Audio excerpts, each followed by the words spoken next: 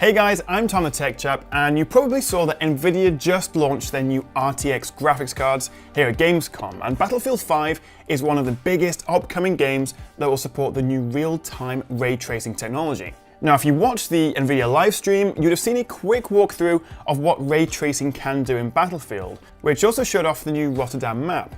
Now, I was lucky enough to see a little bit extra beyond the end of that tech demo, where DICE developers came on stage and showed that this was all running in real time.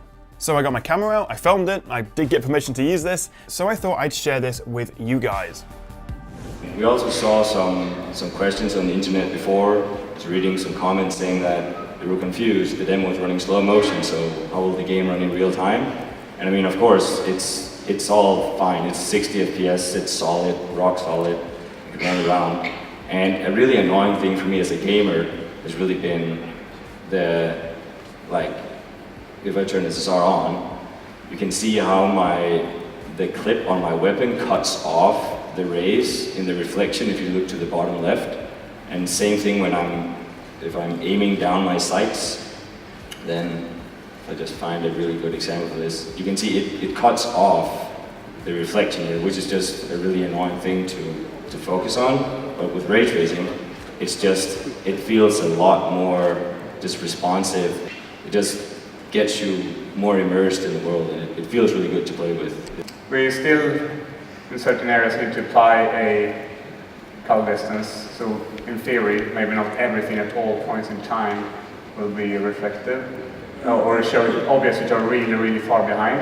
But what we've seen with the performance that we're having here, that we can push the boundaries much further than what we thought was possible up to recently. So I'm really positive that we can get this to feel super consistent at all times for the player. Of course, implementing all this in a large and complicated engine and very content-driven engine, like what we have in Battlefield 5 and Frostbite, is quite a massive engineering effort to make sure that we can translate and understand that we did not only hit this triangle with this material, but also apply all the lighting models and the entire Frostbite's rendering model onto the reflected objects, including particles. And I think that the particles and the explosions and all these dynamic bits is really worked out really well, I think. And it's also quite performant now. So that's Battlefield 5, and it's absolutely beautiful. But while I've got you, let me show you what the devs behind Metro Exodus and the new MechWarrior say about ray tracing and the new RTX cards. So with RTX, we have the ability to determine not simply how surfaces should be lit, but actually how few rays should penetrate down into those deep, dark recesses that give our worlds those atmosphere and that believable richness. If we were to compare that for a moment to a traditional global illumination system, we see that up there in the rafters, it's overlit. It's not as believable.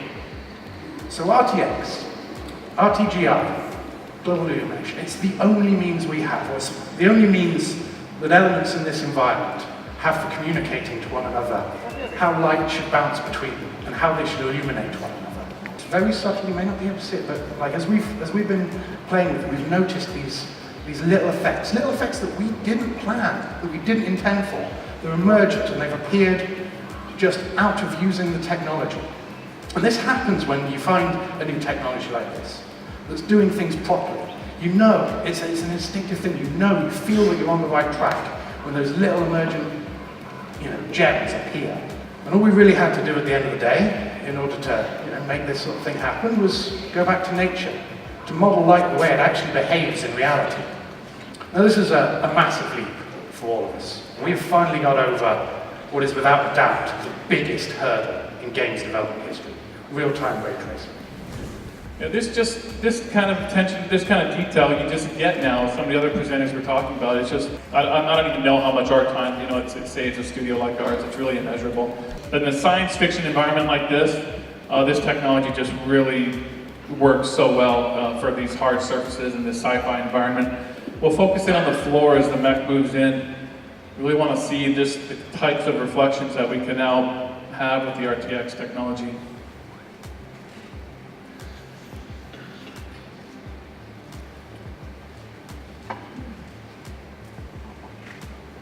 If we look a little further down there, the oil spills, messy technicians. We turn the RTX off. I mean, this is, I guess, my final point here today is just, if you look at the reflection of the glass over there, and let's move a little bit behind the battle mech here and take a look.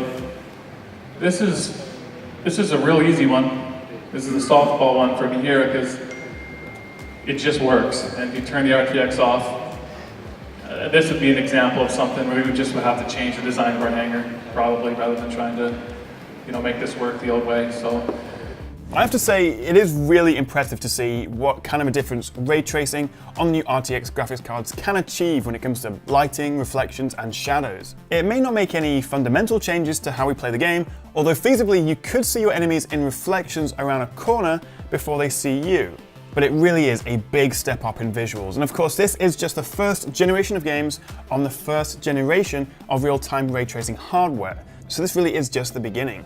Something I didn't realize though is this ability to turn RTX on and off and this ray tracing stuff won't actually be available at launch. You'll only be able to use it when Microsoft publishes their DirectX update, which will support it and will come in October. Then it's up to the games to support it, whether they do out of the box or with a post-launch patch. So what that means is if you pre-order a RTX 2080 today and you get it on September 20th, obviously it'll be a very powerful card anyway, but you won't see the fancy RTX effects until a few weeks afterwards.